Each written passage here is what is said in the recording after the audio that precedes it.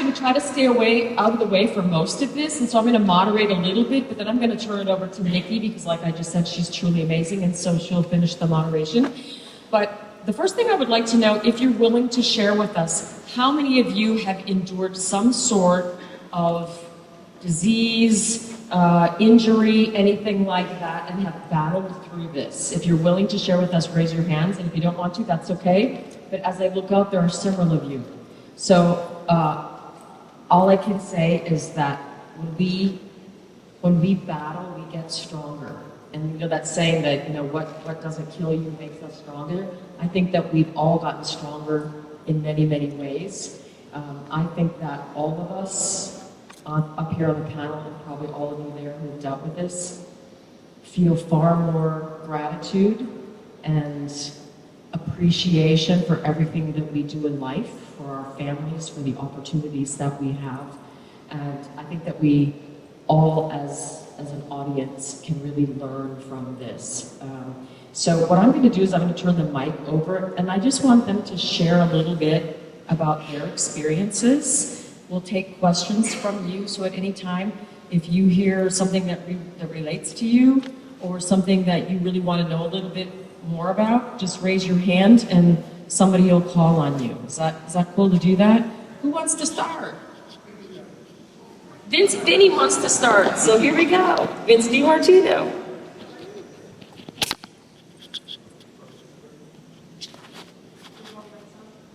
Hello? Yeah, it's first of all, it's a pleasure to be here at ITG, always. I've been a member since it started, 1975. And of course, run across so many wonderful people just like the ones here. And it keeps me interested in teaching and playing, and, as I said, being an asset to my community. So the illness that I've acquired, it really doesn't affect me, because I still can do, at this point, I still can do the things that I've always done. I didn't feel quite as good sometimes, you know, but that didn't matter because, you know, I still could do most of the things I did. And, you know, being during COVID too, for me, it was, you know, it's kind of challenging at times because, you know, masks on, masks off, this, and hospital, you go to the hospital and everybody's masked on, and it was off the last week, and, you know, so it was very challenging, as anything can be in your life.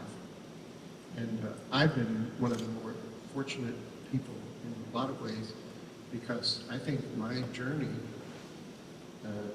along with my wonderful wife, was sacrificed much more than I have. You know, she works, she still has a business, a personal business. So if you need a car, you can get in touch with me.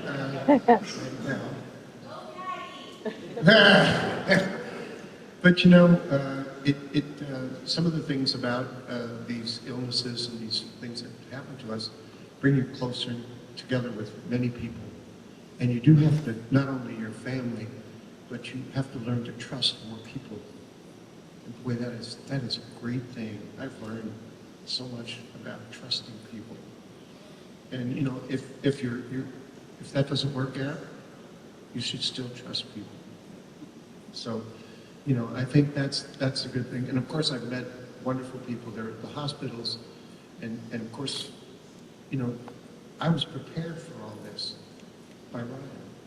Ryan prepared me, because Ryan, you were there, I was there, Niki was there, and doing the very first conference, there was about 25 or 6 of us there. The trumpet player was crazy. And it was definitely a celebration, an upbeat celebration, because we all love Ryan. And you should be loving all of your neighbors who have maladies, because that really helps us, you know, and helps the people that are associated. So, you know, without talking about all the gruesome details of, you know, what we do, I probably have had the most unbelievable experience as a cancer, hopefully survivor, because I don't think I was as sick as anybody who's ever had cancer. I was in a clinical trial at the Moffitt Cancer Center, and I do play in the remissions band.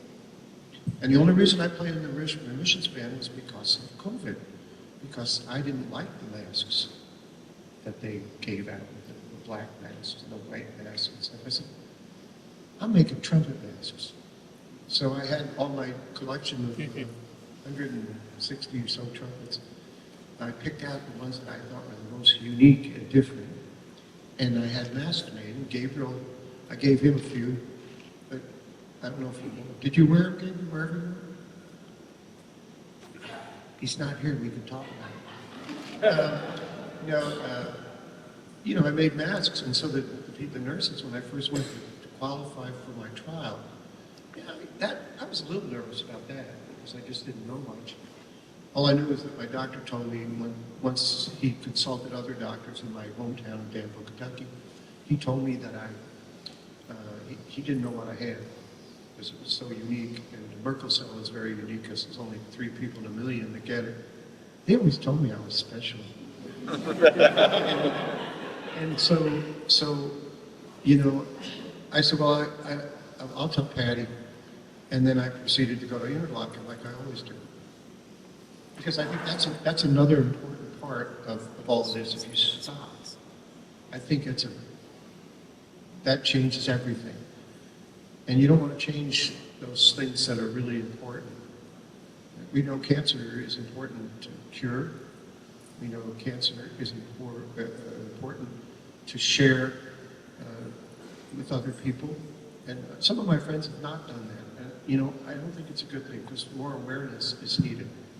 One of my best friends from school, Chris Vidal, had cancer for 10 years, and I never knew, and neither did anyone else, except his immediate family.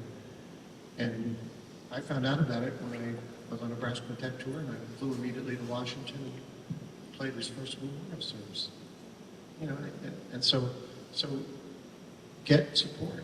Support is there, both in your hospital, and your family, and your friends, and trust them. Once again, the word trust comes up very, very often in this.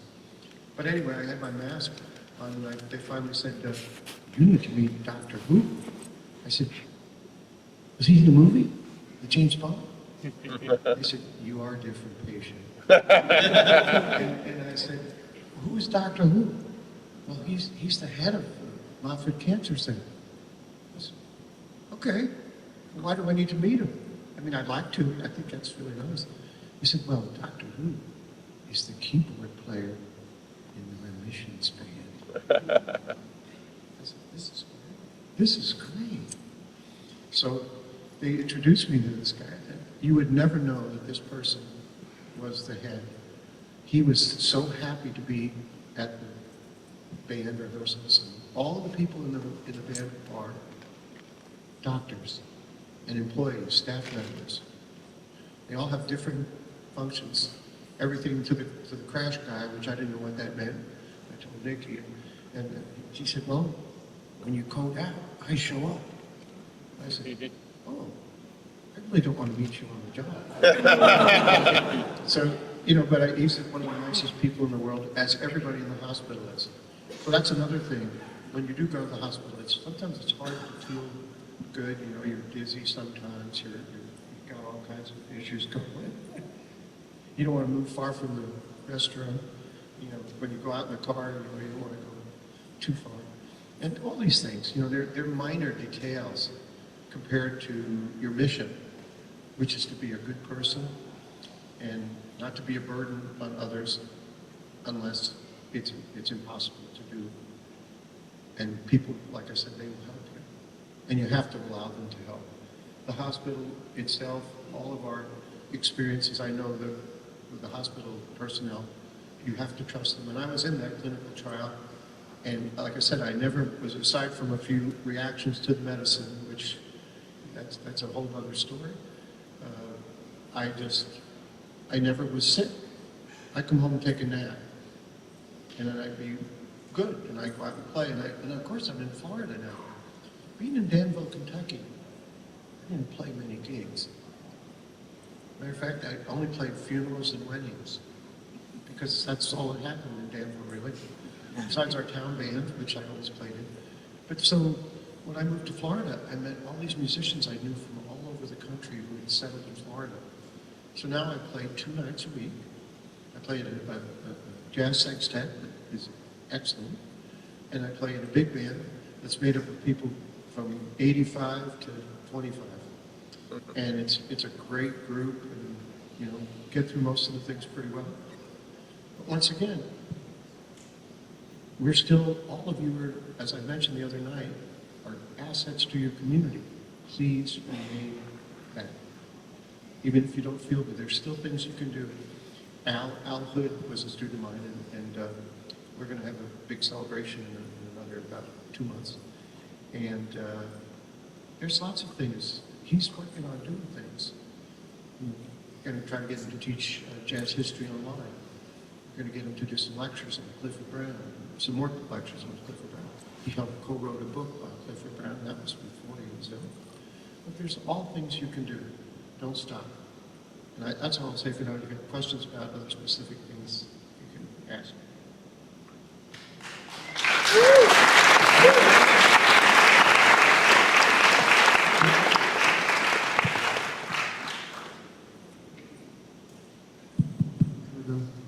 As I mentioned at the concert last night, I want to reiterate how much Vinny DiMartino means to me. When I was sick and coming back, he reached out to me and was family to me now.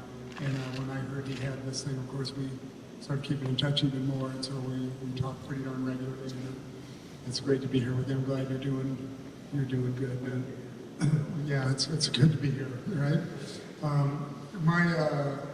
My journey compared to a lot of people seemed, especially to Ryan's, because when I got sick, Ryan reached out to me, and I didn't know him real well, but we were friends, and he had me come out and play with the Dallas orchestra one time. I'm going to tell a story that you may. Anyway, I'm going to tell it. No, it's nothing better. So I came to play with the Dallas Symphony. He brought me out, and hey, we're doing La La Land live, and he played all the trumpet stuff on that movie. And would you want to come out and do it? We don't have a lot of money, but you can get the same money we get. So yeah, just give me a hotel room and a flight, and whatever you guys make, I will come do it. So I was there for 4 nights, and he was in the middle of, he was 4 years in probably, and was playing his ass off like he does, and we were having fun and a lot of laughs, and he wouldn't even know he was sick. But every night after every rehearsal and gig, we went to the place across the street and had some food, and we're having some margaritas, and it hit me like the 3rd night in. I go, are you supposed to be drinking? And he said, oh, this goes great with the chemo. This guy it was great. So anyway, when I got sick, he called me on a regular basis and texted me and was extremely supportive. And my thing really was a speed bump in the highway of life compared to what other people are going through. The treatments were horrible. What I got was HPV, P16 positive squamous cell carcinoma on the base of my tongue and my neck. Perfect for a trumpet player. And the treatments would be, when I found out, the treatments would be surgery, radiation and chemo, or one of those things, or all of those things. And the surgery for this is called a radical neck extraction. So you don't really want to get that. They need to change the name of that. We can add something, a technical name or something. I want to talk to somebody about that. So I started researching this and getting in touch with people. And I hadn't heard of any trumpet players that had this, so I wanted to know, well, is this career ending? Because I can't do anything else. I'm a trumpet player. I'm a eunuch. I just play the trumpet. That's what I do. And when we went in, it was right at the beginning of COVID. When I started, my wife, it was the only time she was allowed in, and we went in for our first meeting and to find out what the treatment was going to be. And they showed me this mask that they were going to make for me that I'd have to wear a tongue depressor while they do radiation. And so I asked, well, when do we, because everybody I talked to had to have the surgery. And I had asked the oncologist, I said, well, when do we schedule the surgery? Because I know it's going to be 6 months of recovery before I can start treatments. And they said, no, we're not going to need to do surgery. And I'm going, no. You know, I felt, they go, we'll do it if you want. They go, no, I'm good. You know? So they said, no, we're going to do 35 radiation treatments and 7 weeks of chemo for you. And that's kind of standard concoction. And my cancer, compared to many, they have a very high success rate of cure. It's a 90% plus success rate. So those are good numbers, of course, so that you're a little more at ease. He said, we know a lot about these cancer, but there was no worse treatment you can go through because of where they're radiating, because you have taste buds and saliva glands and dental stuff. And so my life in many ways has changed. My saliva glands are compromised. But it's really kind of my only side effect, man. I didn't know I'd be able to play again, which was very scary for me. And it was during COVID. It was kind of good that it was during COVID because there was no work, so I wasn't having the mental anguish of not working and going, oh, they're going to put me out to pasture because I'm not around and I'm sick and I'm damaged goods now. Nobody was working, so the pain got to where I couldn't play. I mean, I could play, but I could play to a G on top of the staff with great pain. As a matter of fact, I told my doctor 5 weeks into my treatments, and I was in pretty bad shape, but doing better than most.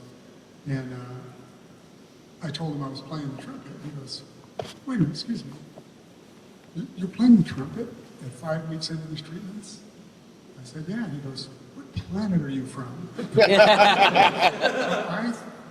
I remember seeing the poster of Ryan with the 2 IVs in his arm and his trumpet in his hand, and the thing on the bottom saying, what's your excuse for not practicing again? And I referenced that to myself, said, I'm going to play through this. You know, I got so sick the first week that I said, I'm not playing through any of this. You know, I just want to get through it. But as I got my medication adjusted and stuff, it was painful to play. But I practiced after the first 3 weeks when I started practicing again. And when the treatments were done, I kind of just continued. And I got through all of it. It was a slow going thing. There wasn't much work. I started doing remote recording at home. As I got to where I could play a little bit, I started taking some of the gigs because I don't have to hit the note every time. I can fix it at home, right? So I was able to do some work. And a year, May 11th was my first treatment. 1 year went by and I was almost back. My playing was almost back. I was getting my confidence back. And I needed to go to the dentist because, I hadn't had my teeth cleaned because of COVID and all that stuff. So went into the dentist's office and they go, oh, you got a filling back here where you want to replace. I said, all right. So they numbed me up, they give me the shot, numbed me up. And they started working on me and I can still feel that a little bit. So then they gave me another shot in the back corner of my mouth. You've all been to the dentist, you're familiar with that. It's so much fun. And they gave me that shot in the back corner of my mouth. And they replaced the filling. They ended up doing a crown, actually. So they did a crown. Another day in the office for them, I left the dentist. And that night, as the Novocaine was wearing off, I started having pretty extreme pain. It's always painful after you leave the dentist, but this was like, man, I hope this doesn't get any worse. It got so bad I had to go to emergency. And I got physically ill. It hurt so bad. They gave me some pain pills, and they took me and went home. I called my dentist. I have a new dentist now, by the way. What they had done was they hit the lower mandibular nerve. And it happened to be on May 11th the following year. So it's kind of my Friday the 13th, May 11th. I don't do anything on May 11th. And that actually kind of set me back more than the cancer did. Because my whole lower quadrant was numb. You could have done dental work on me for 3 months without Novocaine. I could still make an embouchure. I could still play. I just didn't know what note was going to come out. Kind of like last night. I didn't know what note was going to come out. I got to tell you, this side note, I was really nervous playing last night because, playing in front of 1,000 trumpet players, it's like, I'm as nervous as a hooker in church. So anyway, that threw me back. And matter of fact, it's been 3.5 years, and my lip is still slightly numb right here. So I've had to relearn to play twice within 3 years, but I still count my blessings, man, that I can play. And within the last 6 months, I feel like I've got my mojo back. Like I can do this again, and I'm 66 years old, and I I was thinking back when I was 26-year-old on Maynard Ferguson's band, and even last night I was thinking about this. I go, you know what? A 66-year-old Wayne Bergeron can kick a 26-year-old Wayne Bergeron's ass. So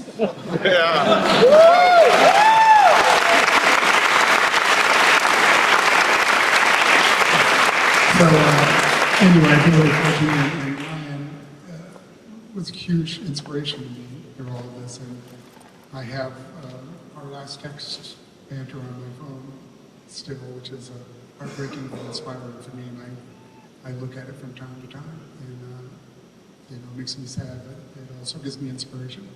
So that's my story, and I'm sticking to it.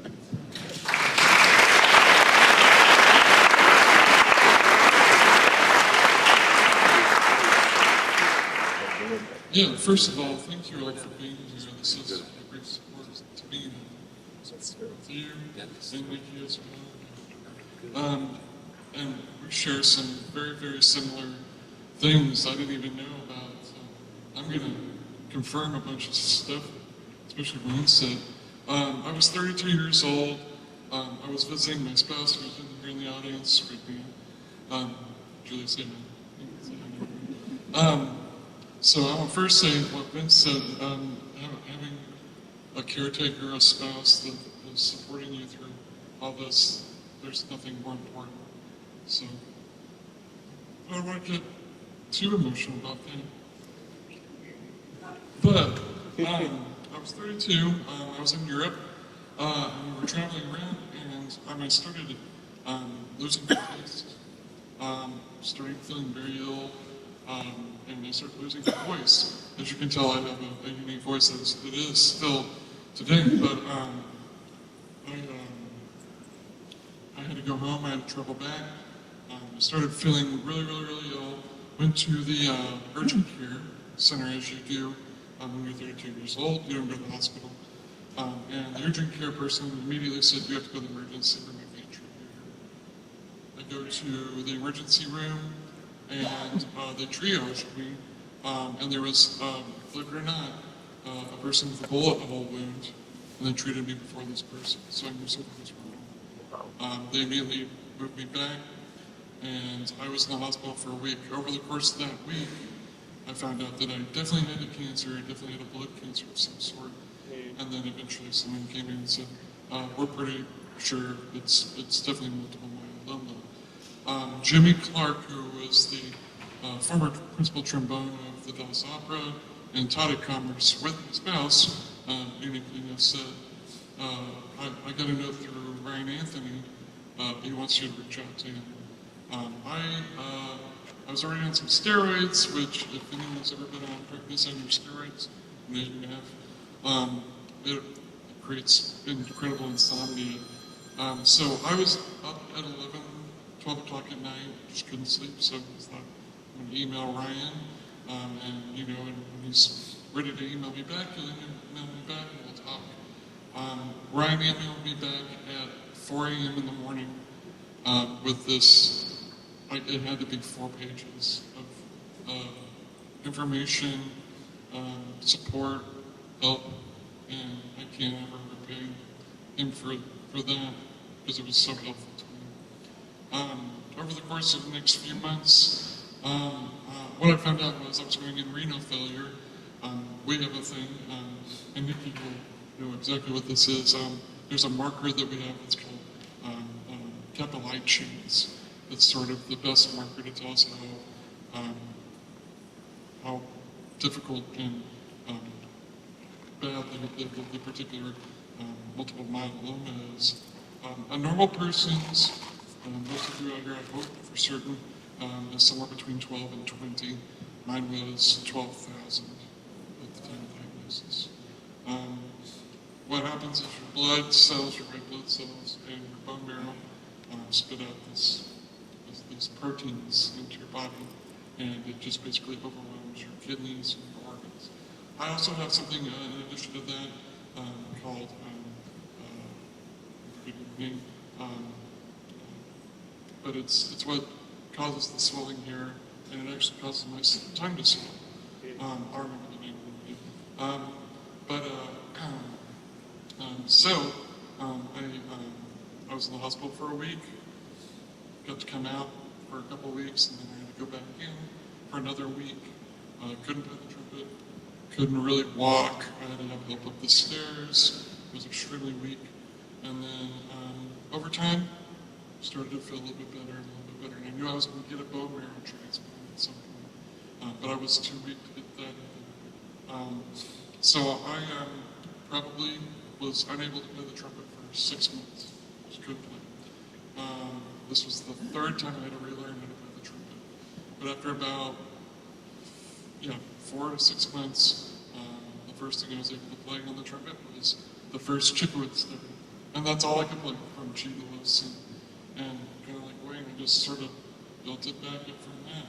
Just slowly, I could play an A in the staff, a B flat in the staff, a C in the staff, and all this stuff. So to a point where I could play, modest gigs and performances. In September of the following year, I was told that I would be able to get a bone marrow transplant. And then on December, sort of started in November, December of the following year, I believe this was 2016, I got a bone marrow transplant, which was for my own bone marrow, and they gave me what's called melphalan. If you ever have to get melphalan, don't. What it did was it basically killed, I was basically considered dead as of my immune system. My immune system was zero. I had zero immune system. And then they put the blood cells that they collected from you back into your body so you can start back from nothing and build your immune system back. And then that worked for several years. I don't know if Jerry Day is here yet. He's supposed to be here. Jerry Day. I don't think he's here yet, but Jerry Day is one of the people that reached out to me. He's had a bone marrow transplant. Also very supportive. But several years went by, and I eventually had to go what's called maintenance chemotherapy.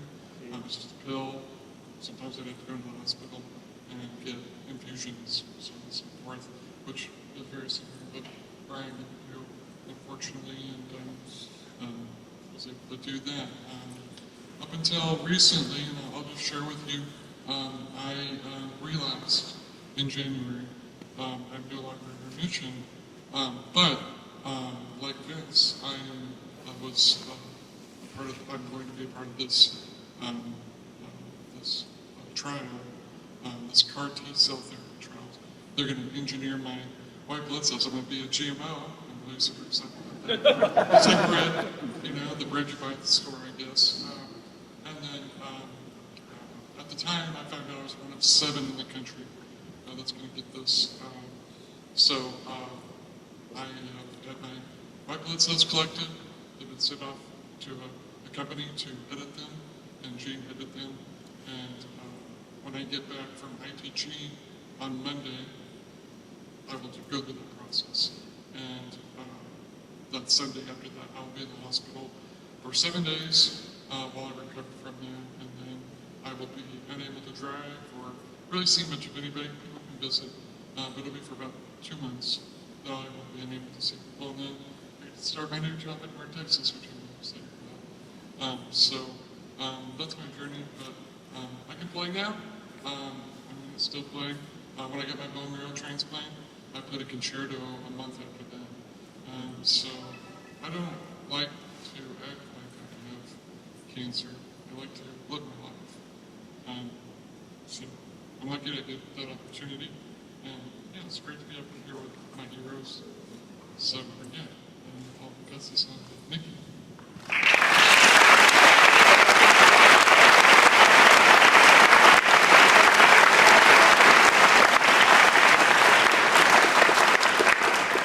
Hello. I'm very loud. I'm Niki Anthony. I am Ryan Anthony's widow and the executive director of Cancer Blows and the Ryan Anthony Foundation.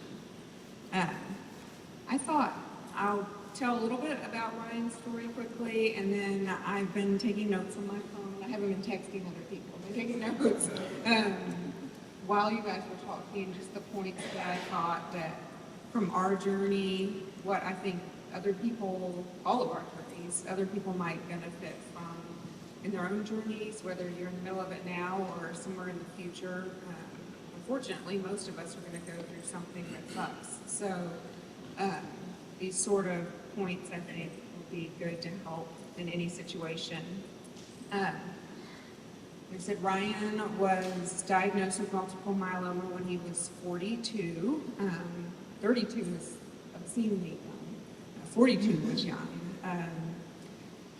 Similar thing, we'd been on a trip with our kids and he kept picking up our son and saying, oh, this hurts or that hurts, and then it would go away and come back.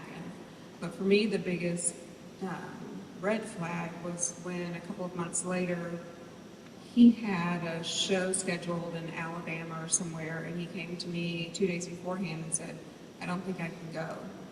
And he had never said that before. I remember when he was in Canadian Brass, he had the stomach flu, and he threw up through the entire 3 days they were in Beijing or something, and just would go out, play, run off stage, throw up, come back out.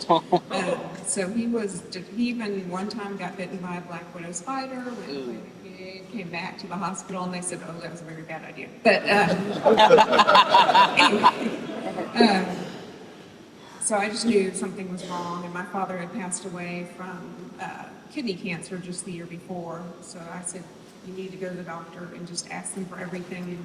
Tell them your hypochondriac wife is, wanting you to do this. You can use me as the bad guy. And fortunately, we did, similar to Brian, whose kappa light cell count was between 12 and 13,000, and he fortunately was not in renal failure yet, because that limits your treatment options, but he was very, very close. So I think if we had waited any much longer, we would not have had him for as long as we were fortunate to.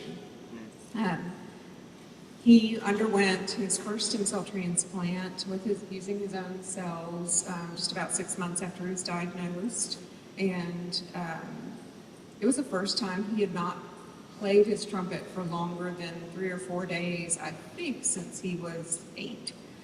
So that was a huge difference for him. He was sequestered in our bedroom. He didn't do it at the hospital like most people do.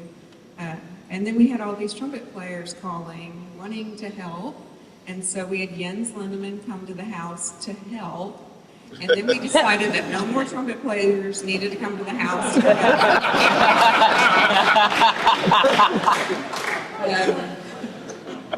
So then we thought, well, what can we do with all these trumpet players?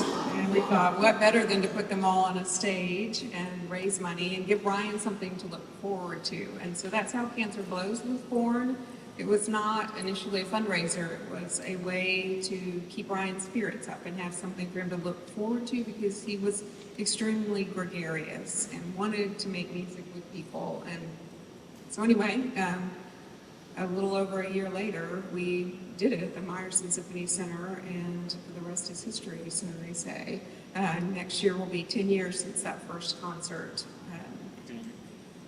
Ryan had the good fortune for the first 6 years of his illness to be able to go in, have chemo, continue to work his job with the Dallas Symphony, continue to go out and do freelance concerts.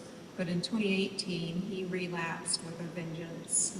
Multiple myeloma never really goes away, unfortunately. You're usually on some sort of maintenance treatment, or you're just waiting for it to come back, and there's no cure, so you just know it's an inevitable circumstance. And in 2018, he went back into the hospital. He had 2 stem cell transplants back to back, one with his own cells, one with donor cells. And then he was a very sick person from there on, not able to go out and play much. Then COVID happened, and then unfortunately passed away in June of 2020. And we took a break with Cancer Blows for 2 years, and then in 2022 we had our first return concert in Memphis, Tennessee, and then another one in Dallas in 2023. That's kind of where we are. I will say that some of the notes I made about dealing with adversity, the first thing I think is People tell you all the time, I'm sure, that you're very strong. I don't know how you can be so strong. And beyond the first thought, which is, well, I'm not given many other options, the other option is worse. I don't really think it's strength that gets people through this. I think what got Ryan through it, I think that what got me through it was stubbornness. So, lean into your inner stubbornness. If people have told you you're stubborn all your life, then you should be in really great shape, because it's just that desire to get up every day and continue to practice when you don't want to, when you think that you sound terrible. Maybe you do sound terrible, but you need to every day get up and do something, be stubborn about, I'm important, my life is important to me, I need to do these things.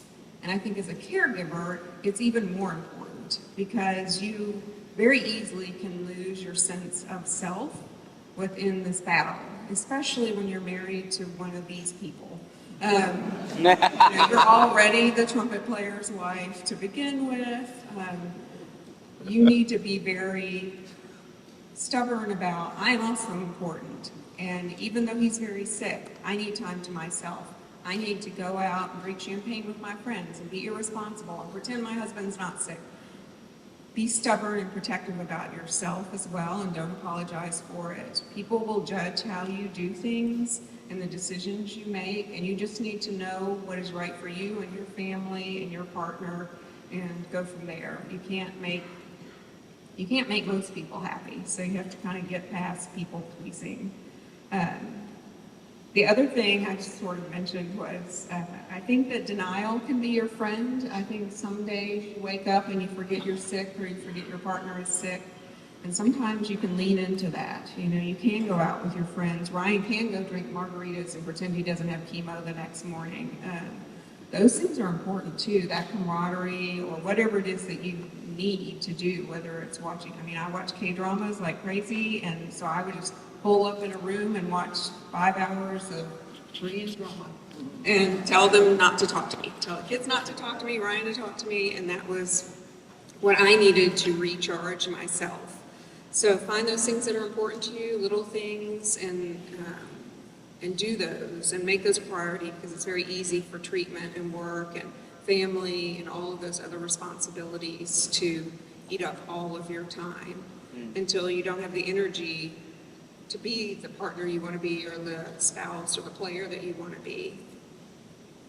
I think also that the reason Cancer Blows exists isn't because Ryan was a great player. I think it's because Ryan wasn't a jerk. He was a really nice person. It's easy to think, oh, that was the face he put on for everyone. But he was really just a nice person. He really genuinely cared about people. If he didn't know you and he found out you were sick, he would send you an email. He got a lot of energy back from that. I don't know that everybody would, but those relationships that he made over the years are why people would come play a concert for no money repeatedly. And so I think that's an important note of advice, regardless of whether you're a trumpet player or you're marketing and now an executive director of a nonprofit. Be a nice person, be a friendly person, it'll get you a long way. And you'll make lots of great new relationships and friendships throughout it. Like I said, we didn't really know Wayne very well, and so there's a lot of people we've met throughout the process that have given us energy and strength to keep doing what we do. The last thing is also just in life, I think set your path and have a desire to meet certain goals, but know that life is not going to go the way you want it to. And no matter how accomplished you are, something can happen tomorrow that's going to make you start all over again. And so I think if you can get past the idea that this is just the change itself is hard, then it's easier to start again, because it is part of it, and it most likely happens to all of us. I felt like I had a very certain path. We were going to get married, we were going to move here, we were going to do this and that, and then cancer came in and throws a grenade in the middle of all of that. And so we had had to change our path multiple times and not in directions we wanted to go. I didn't want to move to Dallas, but Dallas ended up being the greatest place for us. And so just kind of trust that change isn't always a bad thing, or change at the very least is inevitable. And so if you can just understand it's inevitable and not be so worried about it when it comes, then you'll make the change more easily. I wish that I had known that much earlier on. That's it for me. I don't know, do we want to do Q&A or?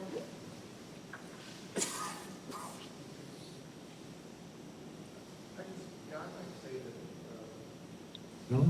Yep, sorry. The word I think that we're hinting at is being adaptable. You know, being able to move in a new direction without being upset about it as much as possible. You know, I never thought I'd be living in Florida. My words were, I don't ever want to live in Florida. You know, and so my wife was, you know, when I left for Interlochen, like I said, she immediately went to work, which she does because she's great at finding out answers and tacking things straight on. Fearless. Stand up, Miss Patty. Yeah, there she is. She's not going to stand up. But all of our spouses and partners, yes, all of our spouses and partners, like I said, don't be afraid to lean on it and take the help that they give you. Like I said, I left for Interlochen to teach, and I knew I was ill, and I said, well, I'll have time for that next week when I'm done with Interlochen. Because Interlochen was the most important thing that ever happened to my son, Gabriel, who's here, and he'll be playing on Friday. And when that happened, I decided that when they asked me again to teach at Interlochen, I would do it. And I never wavered from that. And even then, when I knew I was, you know, it was the thing to do. And I went, I had a wonderful week. And by the time it got to be Tuesday of the week I was there, she'd already identified the hospital in the whole country that was best for Merkel cell carcinoma. You know, as I said, you know, I thought when they asked me, I said, Merkel cell? I said, I thought she was the Chancellor of West Germany. And they said, well, you're definitely going to be a different kind of patient. You know, so you know, don't just go straight forward. And when you have somebody who'll help you like that, you know, because, I mean, I was concerned, but I guess, you know, when I was already 73 or 72 and a half to 3, and I said, well, you know, I'm okay with this. A lot worse things could happen, you know, so I guess. And I could play, but you know, and this is a thing that I did want to mention about playing and stuff is, you know, when COVID came, most of us, you know, I practiced and stuff, you know, I played every day. And you know, when I started playing jobs, I was going, man, I just can't, I don't know, I've been practicing, but I can't play. I mean, I really couldn't play above like a high C. I mean, I was practicing all the time. And then one day I was at the hospital and I told the doctor, I said, you know what? You are definitely working with the biggest cement head patient in the whole world. He goes, what are you talking about? I said, well, you know, all of these things, I read all of these things about affecting the joints and this and that. And then I forgot to realize that this is a muscle too. I taught people for so long, and I was so focused on what other people were doing and making sure I didn't even think about that. So, you know, when you do have symptoms, remember that your whole body has the symptoms. And it's only been in the last few 3 or 4 months, really, that I've started to feel decent again about, you know, I quit playing lead trumpet because that's good to adapt. I don't want to stop playing. So I started playing more solos. Lo and behold, I actually started to play okay solos. instead of, like only 8 bars or 10 bars. So that was a positive thing. So there are some positive aspects that come out of these things. And moving to Florida, I play twice a week. Like I said, I play with bands and things. And I have one student now. Her name is Seeger, and she's named after Pete Seeger. Of course, her mom. I would never do that. Like Gabriel, I would name their kid Gabriel, right? Anyway, I already told her. I said, I only have one requirement. Lessons are free, but if you don't practice, it'll cost you a lot. And I meant in her future. I said, you can come anytime you want, if you're prepared, because it takes the discipline. And that discipline goes into all these things we've been talking about. Ryan didn't become a great trumpet player only because he had talent. He had all of the things that it takes to be successful, as all of these people have, in whatever way. What instrument did you play? I did not play an instrument. I met Ryan because I used to sing in a church choir. Singing is an instrument. That's the original instrument. Yeah, I picked it because I didn't have to practice.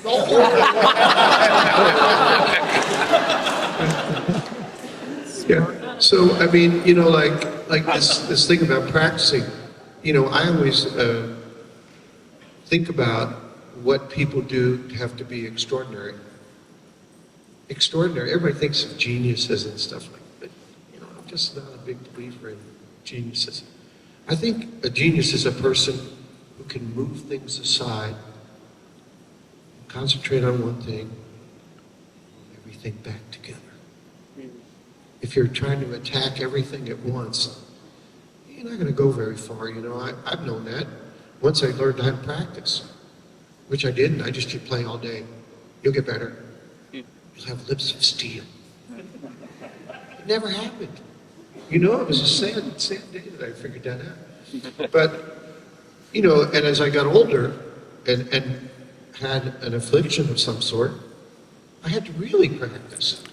Because I had to think about I had to really attack the things this way.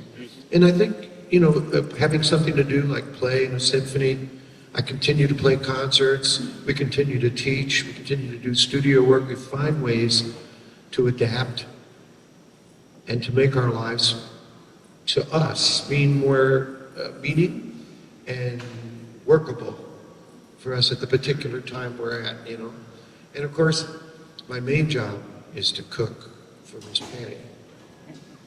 Because Miss Patty will not eat if I do not cook. So we have a new arrangement as of this last trip that she made home to Kentucky alone to work. She works hard and I hardly work. So basically, I check on her every night now to make sure she's eating properly. But I do most of all the cooking at home. And now we do it together a lot. So it's even more fun. So that's another positive aspect. You see that there's that song, right? What is it? Accentuate the positive? It's an old song, but those songs stick around because the words really mean a lot. But great songwriters, all of their songs stick around. The poetry, the inner meaning of a lot of the songs, they mean a lot. Music means a lot. We're lucky to be in music. So we have to adapt to stay inside music, and project music, project emotion. Just, if music wasn't easy, trust me, Vince is not the brightest light on the block. Okay? It gets more excited, less excited, or it stays the same.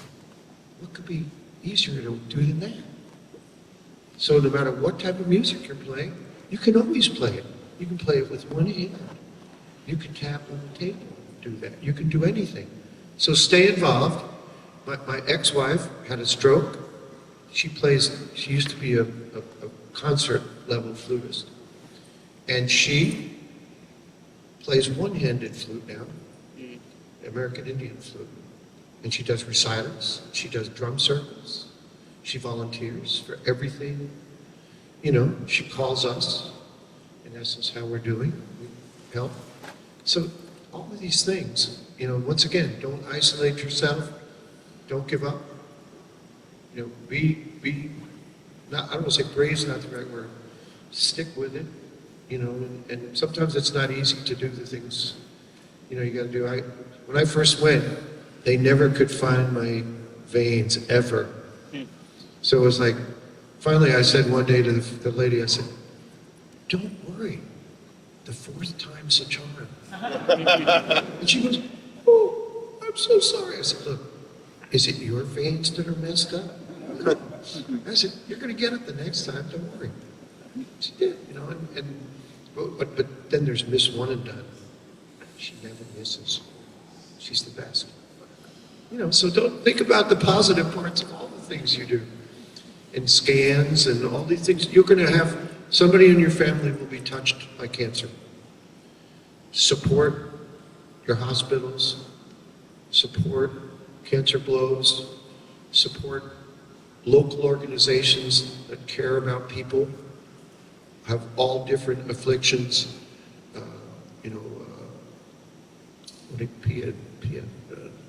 Soldiers get it in war. What is it? PTSD. All of those things are real. You just don't have some of those things, and they're just as devastating to families and lives as cancer is. So, support all those things. Like I say, I play for anything that help people make money for a good cause and donate. Donate to, donate to Interlochen. It does fantastic things. They give scholarships to people out of London. And same thing with many colleges that you've gone to yourself. So all these things are part of the same cycle of being a good humanist and working for others. So I spend my time, my latest thing that I'm trying to get the hospital to do is I'm going to volunteer. We're making adjustments in their policy as we speak. And they said nobody's allowed to play with electronic things in the hospital. Because usually they used to carry them, and they didn't realize that I don't do karaoke or something.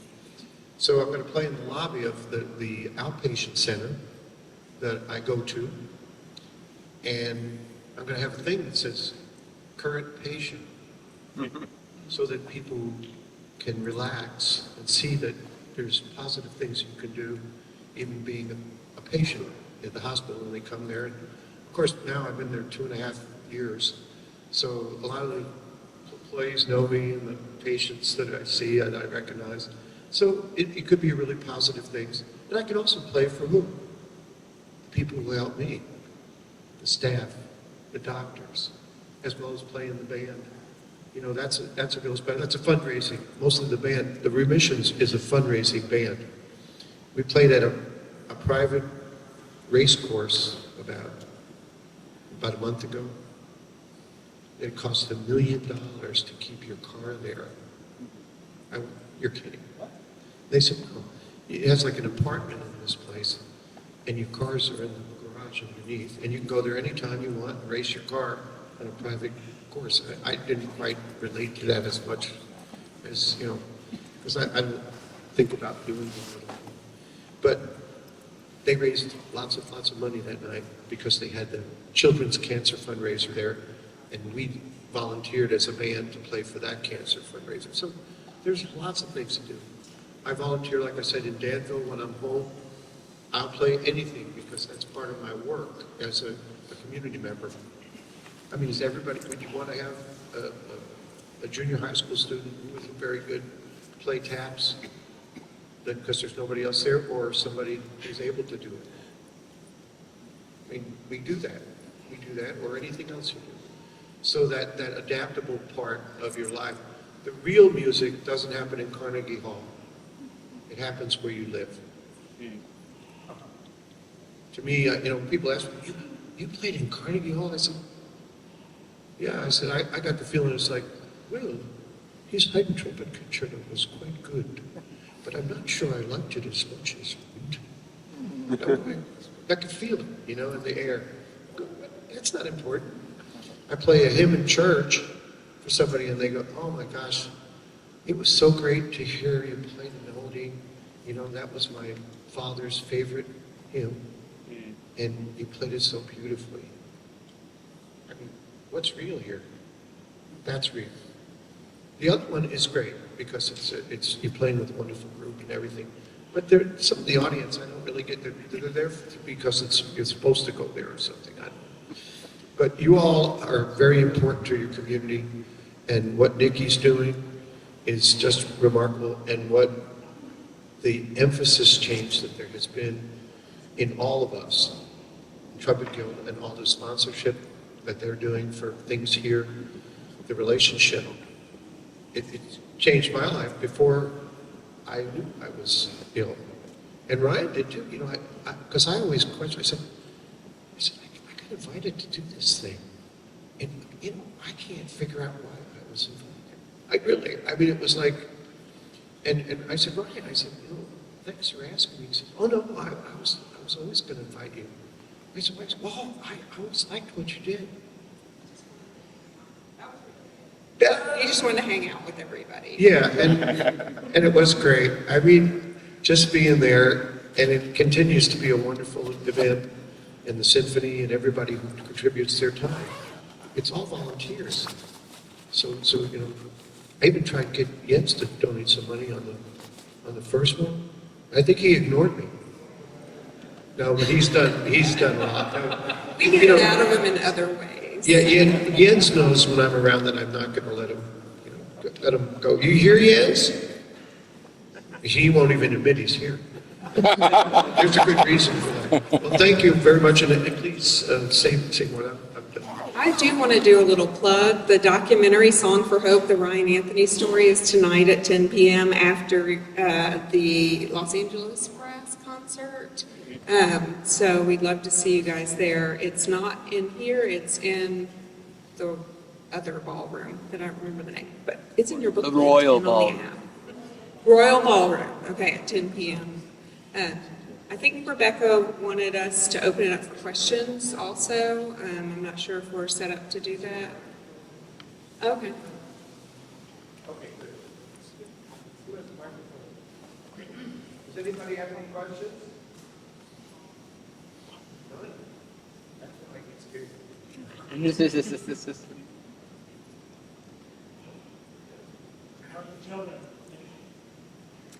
The children are great. Our daughter Jackson just graduated from SMU with a degree in acting a couple of weeks ago. And then our son Rowan is here, hopefully working the booth right now.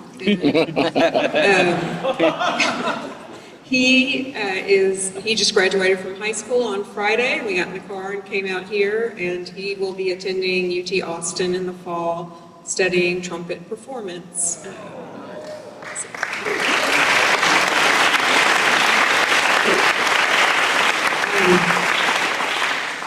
Ryan never got to see him play. He was playing oboe still when Ryan passed away, so he switched to trumpet about a year after Ryan died, and as Jens says, he saw the light, and he hasn't looked back. So.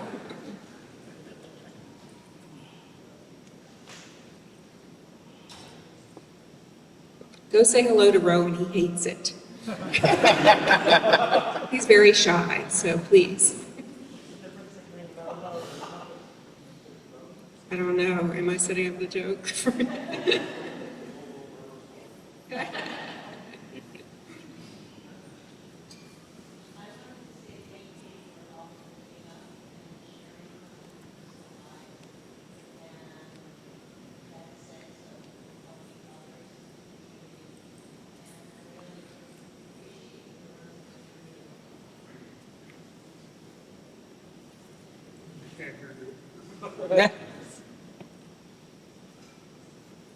Hi, thank you so much for being here and doing this. This is so important, and I appreciate everything that you're saying. And I'm really curious.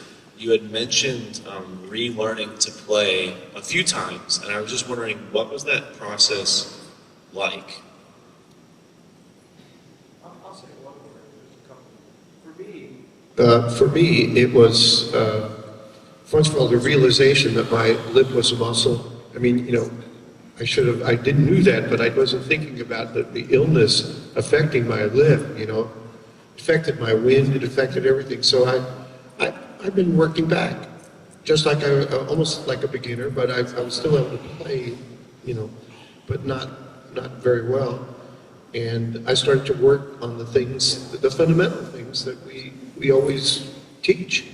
You know, almost everybody teaches, you know, some of the people, like even the greatest first trumpet players, they say, oh, I never want to teach. The day they get a job, they have a job almost because people want to study with them. So, you know, get with somebody local, get with a colleague that you might play with, and have them sit and play duets, and they'll watch you. You know, and start simple. You know, Arvin book has some nice easy duets in it. The what's the name of that other book with the 2 lines? Yeah, those and horn ones, and there's so many duet books, and they're all levels. What? Gancho, yeah, all the duets. So, you know, that's all I can say about it. And of course it's discipline. It's taking the time to do it, being organized. I mean, I'm like on a schedule. It revolves around my wife's pickleball schedule. So when she goes out to play pickleball, that means I can practice in the big room. You all know the big room. Yeah. So I go in the living room, kitchen, and Florida room. I guess that's what it's called or something. Yeah, and I put my trumpet on there. I put the news on sometimes, and I practice. I have a time that I do that, and then she comes back, and it's time to make lunch, and I've already figured it out usually. And then I take my afternoon nap, and then I practice a little more because she might have a meeting, a Zoom meeting, or you know, a telephone meeting or something like that.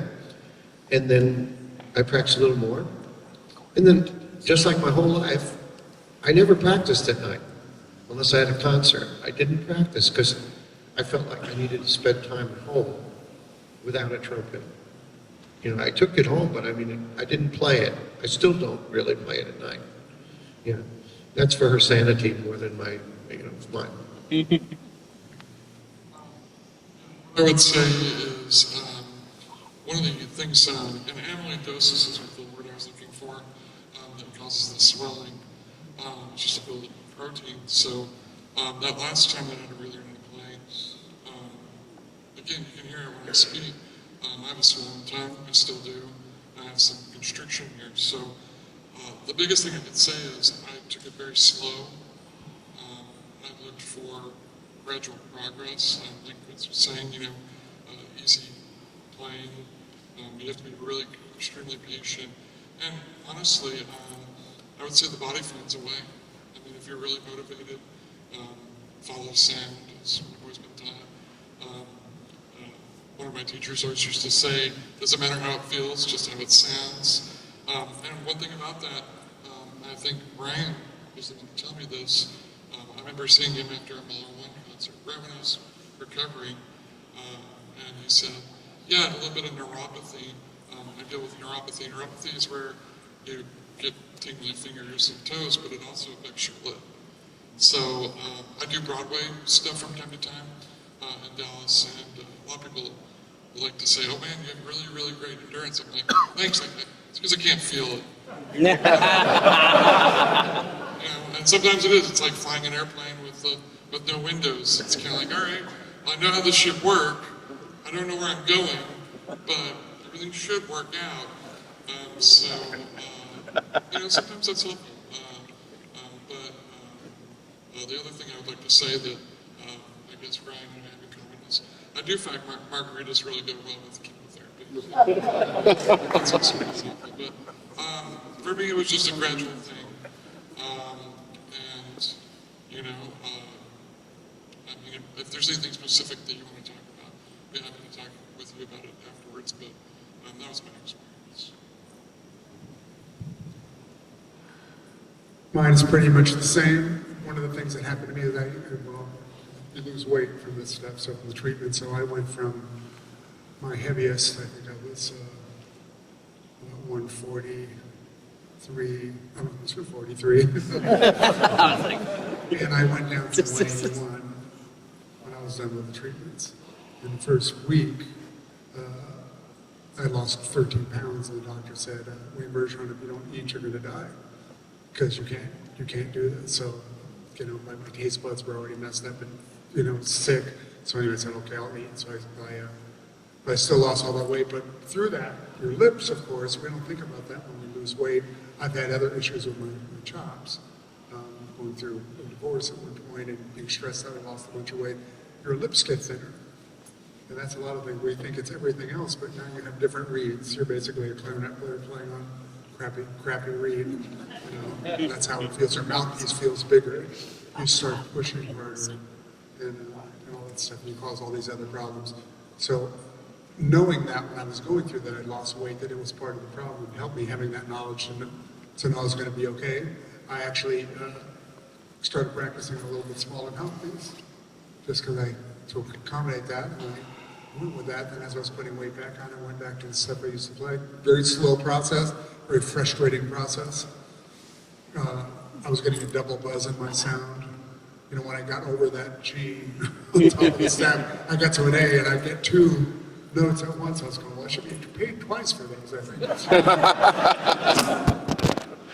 But as I started putting back on weight, and as the effects of the radiation especially started wearing off, things started coming back slowly, and eventually I was flying up to a over high C again. I'll tell you just one story. My first recording session back, my treatments were done on June 29th of 2020. On August 29th, 2020, I got called to do a movie call for this Minions movie, The Rise of Gru. So I played all the Despicable Me movies. I played first trumpet on these for the same composer, and I know how he writes. He writes very hard. So I said, well, these calls came out like 6 days of double sessions. I'm going, all right, I'm just going to say yes. If I can't play, I'll get out of it, And so I was getting better and better and better, and I asked some of my colleagues, I said, hey, should I just put myself on third trumpet? They go, no, just play first. We'll cover anything you can't play. So not all trumpet players are a-holes. So there was some so when I got there and there was some piccolo trumpet, I asked John Mosby, please play that for me. No problem. We kind of take care of each other when we need to. And this guy was kind of the easiest score he'd written. So I was able to kind of play about 90% of it. And then we turned the page and there was a high G, like a bow, bow, bow, bow, right? I'm going, oh crap. And I haven't hit high G in, a while. And I'm looking down at a section of all my classical playing section mates, going, hey, can you got this? They're going, no. Because I can do it on piccolo, but I don't know if that's what they want. So while they're talking and stuff, I got my horn, I put a harmonic beat in, and I got my valves halfway down. And I'm kind of getting a little piece of it, And they go, okay, let's do this. And I'll just give it my best shot, They go to start, oh no, wait, we're going to overdub you. And I'm like, wait, now I have to do it with everybody watching. And they did the take, and they go, okay, wait, let's get you now. And I go, I'll do my best. And the guy on the podium goes, what do you mean? You do this every day. They don't know that. I didn't tell anybody. These people didn't know what I've been through. And this thing came up, man, and I freaking nailed it in one take. Hey. And my colleagues that all know, of course, give me a big round of applause, They go, okay, you want to do a safety take? I'm going, absolutely not. We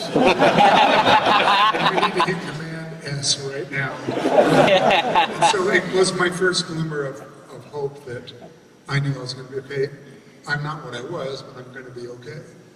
And I was able to get through that. So it was a slow process, so starting over is no fun. And I've done it, I guess 4 times in my career, and I had a dental issue about 30 years ago, and I go to play high C in this side and give out anyway. And you said something earlier about don't worry about how it feels. I was studying with Boyd Hood from the LA Philharmonic, and he just gave me all this stuff to play, and I would play it, and at my lessons I would go, man, Boyd, I kept saying it doesn't feel right. He goes, look, I don't want to hear you talk about how it feels anymore. He goes, your teeth are different now. You're looking for something that doesn't exist anymore. So just do what I tell you. You play these exercises and play for sound, and in 2 weeks, it all cleared up. So things can be different and be better sometimes. You know, so yeah, and trust other people. Once again, like Vince said, you know, I reached out to a lot of people, including Vince here. I know people in high places, so I called Alan Mazzuti and Jerry Hay and Charlie Davis and all these people I know are great teachers looking for information. And that's what we have to do just in general. And when you get sick or you want to know more about playing the trumpet, you ask questions, you research. So that's what I did. I think I'm a better trumpet player now, going through all those things. I know I'm a better teacher because I know I understand what's going on with this and I can help explain it a little bit. So that's how it was for me.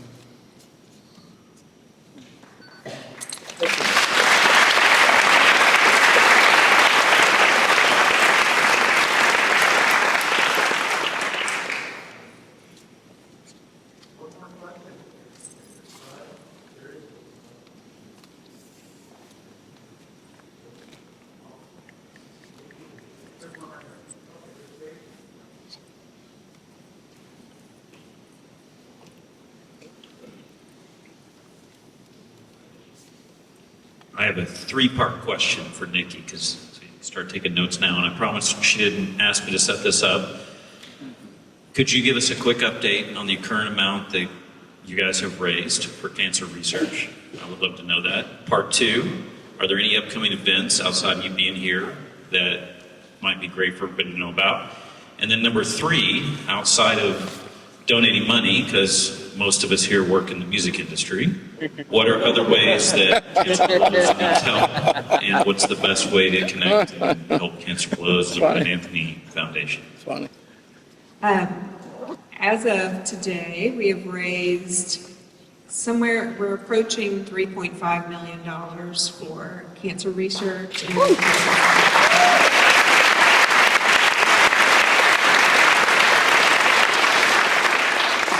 We actually don't have anything on the schedule right now, but we are planning some things. Next year will be the 10-year anniversary, as I mentioned, of Cancer Blows, and the 5-year anniversary of Ryan passing. So we have some concerts and things in the works. We've been slightly distracted by children graduating and things like that. So my goal is to get right on that when I get out of here. What was the last one? I can't do 3 questions. How to help. A great way to help is just following us on social media, liking it, sharing it, telling everyone you know about it, keeping up, coming to the concerts. Also, people have done third-party events, their own concerts. They can't call it Cancer Blows. There's all sorts of legal blah, blah, blah that I'm happy to regurgitate if someone wants to hear it off of the stage. But these little concerts that other people do with their friends, for instance, we have a recording that just came out, Songs for a Friend. That's not a Cancer Blows recording, but it was done by a former student of Ryan's. He put it together with some of Ryan's friends, and they've done 2 concerts supporting the recording. All of the costs were covered by people they fundraised to support it, and all the proceeds come back to us. It's not technically us. So there are sort of creative ways to do things, and that's helpful because Cancer Blows right now is me. So there's just, a limited number of hours in the day, so the more help I can get, or send me ideas, things you would like to see.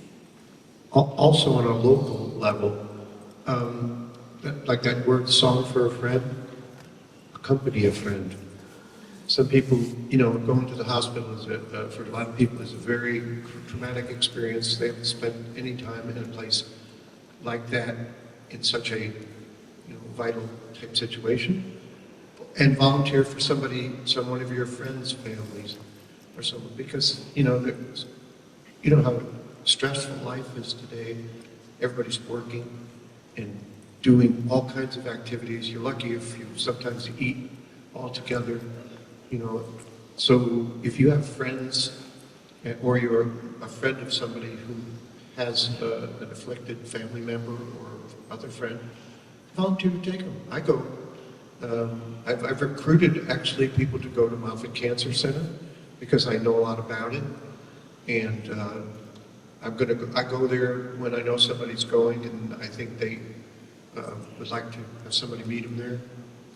So I go, and I'm going to do that. As a matter of fact, when I go back as a trumpet player, he has jaw cancer, and he's starting over, and I've been working with him, which has been absolutely great, because, you know, he's going to laugh the whole time, and it hurts when he laughs. So he goes, man, you're really hard on me. And I'm saying, no. I said, you're doing great. I said, you can play one note. I said, you couldn't play at all for 2 months. What's it talk about? And it's like people that study range, right? Man, my range stinks. I said, well, have you tried getting once half step higher every 6 months? You go, what do you mean? No, that's slow. No, if you get 1 half step higher every 6 months, in a few years, you'll be able to play double high C.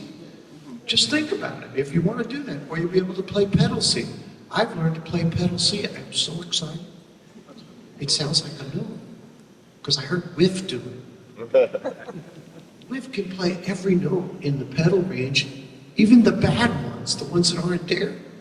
They all sound like notes. It's depressing. But at the same time, it's inspiration.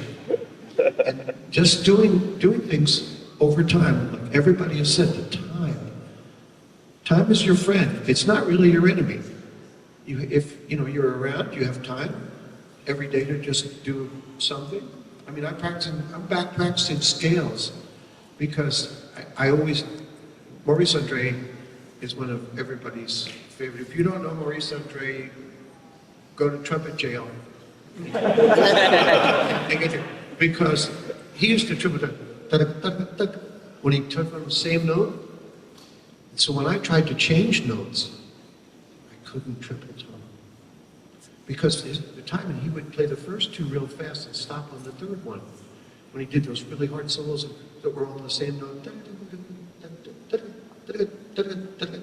of course, that's the way you do it. I mean, he did it that way, I'm going to do that.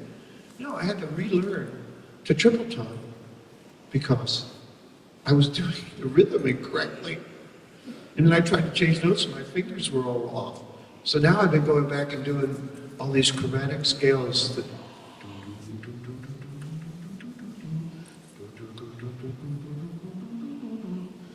and then do it a little faster and a little faster until it's all coordinated. And it's depressing because I should have done that 30 years ago. But that's what practicing is. Isn't it great? I'll leave you with one last thing. Doc Severinsen, when I played for him the very first time because he wanted me to try out trumpets, he loved to hear people play the trumpets he might play, or the mouthpiece. So when I played for him the first time, he said things that made me realize that I did not practice hard enough. I just did things. You know what I mean? And I practiced a little. Really, I was playing and not practicing really. And it was really depressing because I realized that I was never going to find out my potential. So this is an opportunity when you have some affliction. You're not stopping, you're regrouping, and it's an opportunity to practice to the nth degree.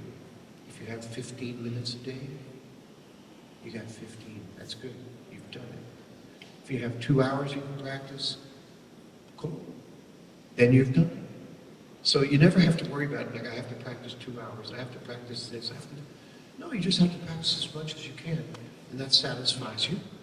And whatever, you're trying to fix, you can fix to the degree that your body and your mind allows. And you can't expect more of yourself. I mean, I listen to some people play, you'll hear some of the students play in the competition. I've heard a few of them. It's remarkable what people do today, young people. So go hear these competitions. You're going to hear extraordinary things. But here comes an extraordinary person to cut me off. Oh, and a stylish new suit, too. I said that we were going to do that. No.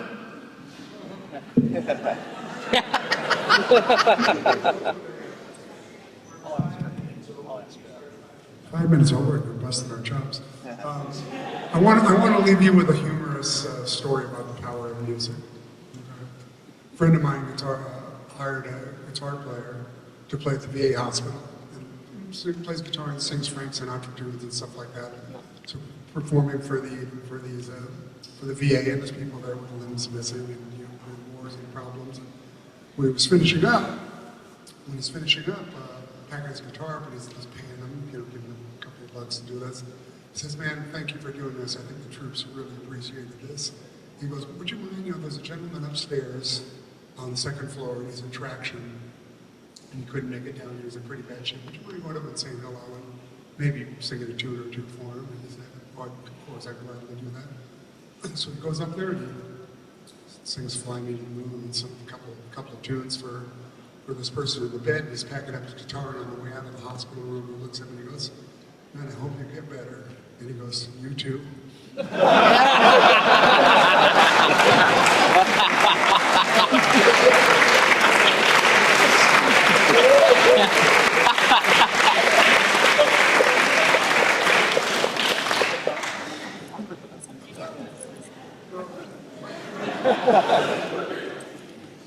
Let's give a round of applause to this.